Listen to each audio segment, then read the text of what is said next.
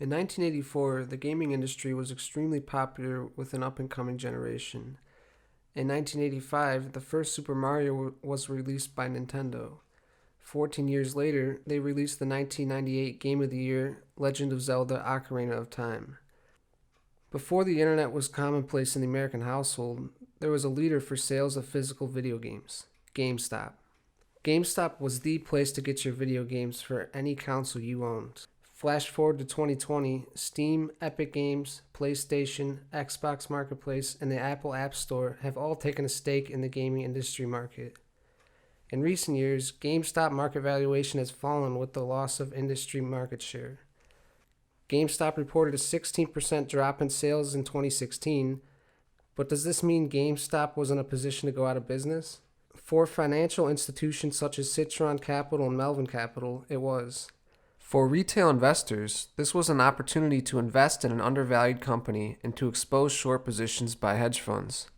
This is the story of the GameStop squeeze of 2021. The two major players in this story are retail investors and hedge funds. An example of retail investors would be Carson Jones. Hi, my name's Carson. And Ryan Jennings. My name is Ryan Jennings.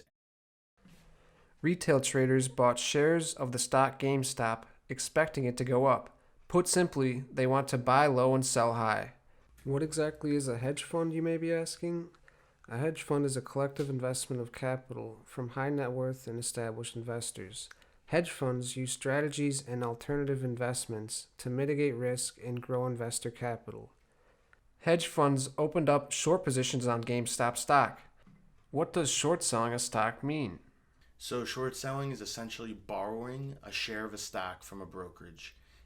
You pay a fee to borrow from the brokerage. You then go ahead and sell that stock. So let's say you sold it for $10. You're betting the price of the stock will go down. So let's say it does. You buy that share about a year later for $5. So in that time, you sold for 10 and rebought for 5. So you made $5. You just have to give that one share back to the broker, and the broker still has one share. And you paid him a fee, so maybe $1. So that's essentially how it works. For retail investors, why choose GameStop? Why invest in this company? I am sort of well versed in reading financial documents. I listened to their shareholder meetings, and from my opinion, I just thought that they had enough revenue and not too much debt in the form of long-term or short-term debt. So I thought there's quite a good chance that they would be able to survive and stay afloat, especially with the new console revenue. You know, I've always been going to GameStop ever since I was a kid, picking up video games from there and selling my old video games back. So I've always been interested in the company. They did make a deal with Microsoft. They have a contract with Microsoft now, which was very lucrative for both parties. But I also think that a lot of the popularity is because of places like Wall Street Bets. I mean, the numbers speak for themselves. When the consoles come out, they do very well. When new games come out and people want them, they do very well despite digitization. I believe that a lot of major hedge funds and institutional banks had started opening short positions up to 3 to 4 years ago. Thinking that it would be similar to a Blockbuster Video situation. People began to post about the news of these short positions and information related to GameStop on the online forum Wall Street Bets. Wall Street Bets is a public forum originally created to selectively push certain stocks in an attempt to better perform versus the overall market. In particular, users selected GameStops, as they noted the over-leveraged short positions from hedge funds. In short, small retail investors branded together to compete with hedge funds in their own game. So what was the result of this influx of share buying?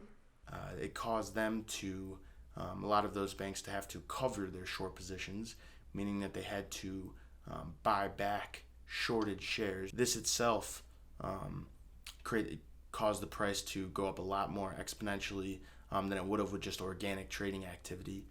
What Carson has just described is what's known in the financial world as a short squeeze. As a result of these shares being bought back, the price went up significantly for a short period of time. I think that institutions will have to have a lot more respect for retail investors. I think they're becoming a lot more educated and they have a lot of capital when they work in aggregate. As of April 20th, the price of GameStop stands at roughly $155 a share. The stock remains volatile due to its popularity. Retail investors rallied around GameStop stock and exposed how powerful these hedge funds are and how much they impact the entire financial market. The GameStop squeeze shows how powerful money can be when it is unified. This is the power of a hedge fund, and retail investors were able to band together and function as one under the name Wall Street Bets. Many of the funds lost millions of dollars, and retail investors created a new wave and means of investing with this event. It showed these big funds that this idea of power to the people is very real in the investing world.